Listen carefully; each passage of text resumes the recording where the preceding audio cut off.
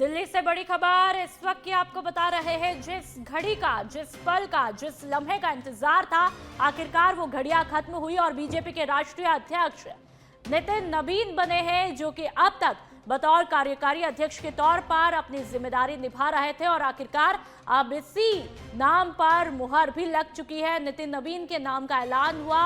Party के चुनाव में केवल एक ही नामांकन सामने आया और इसी के चलते आखिरकार निर्विरोध चुना गया है। नितिन नबीन को कुल 37 सेट नामांकन पत्र दाखिल किए गए थे और कोई चेहरा दूसरे नामांकन के लिए नहीं आया।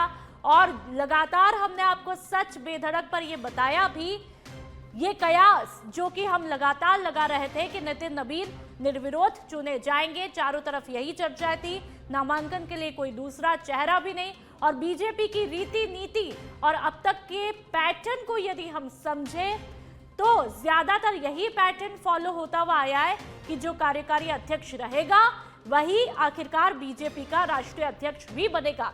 आखिरकार वही पैटर्न, वही रूल यहां पर फॉलो किया गया।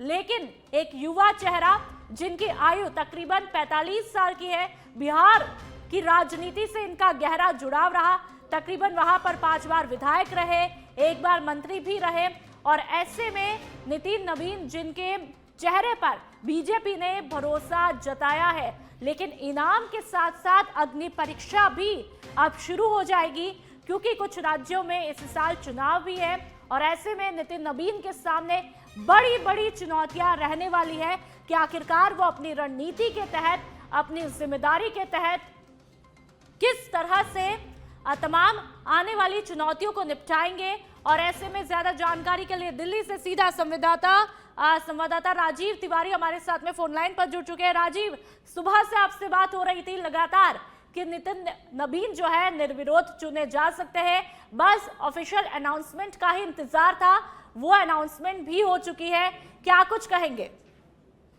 बिल्कुल, देखिए यह लगभग तय ही माना जा रहा था कि नितिन नबीन के सामने कोई दूसरा जो है नामांकन दाखिल करेगा। ये माना जा रहा था पहले से ही, जो जानकारी मिल रही थी कि नितिन नबीन को अध्यक्ष पद पर निर्विरोध चुन लिया जाएगा।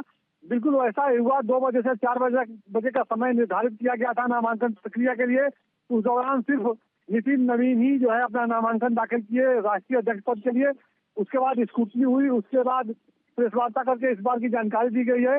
कल भी 11 बजे प्रेस वार्ता होनी है, उसमें तमाम चीजों का ऐलान किया जाएगा। बड़ी बात यह है कि देखिए, जैसा आप बता रहे थी, नितिन नबीन के सामने तमाम चुनौतियां, इस बात से इंकार नहीं किया जा सकता है। नितिन नबीन के सामने देखिए 2026 में 4 राज्यों में विधानसभा चुनाव है। पश्चिम बंगाल की बात की जाए, असम में भी चुनाव होना है, साथ ही केरल में और तमिलनाडु में भी चुनाव होना है। इन राज्यों में नितिन नबीन किस तरह से पार्टी को मजबूत करेंगे, किस तरह से चुनाव जिताएंगे पार्टी को, यह एक बड़ी जिम्मेदारी उनके सामने दिख रही है। क्योंकि देखिए, सबसे बड़ी बात यह है कि नितिन नबीन को अभी तक जो जिम्मेदारी दी गई है उसको वो बखूबी निभाए हैं और उसमें वो सफलता भी हासिल की है। तो ऐसा ही माना जा रहा है कि नितिन नबीन उम्र में भले ही कम है, लेकिन भारतीय जनता पार्टी के अब तक के जो अध्यक्ष बने हैं, उन अध्यक्षों को अगर देखा जाए तो उसमें सबसे युवा अध्यक्ष यह है।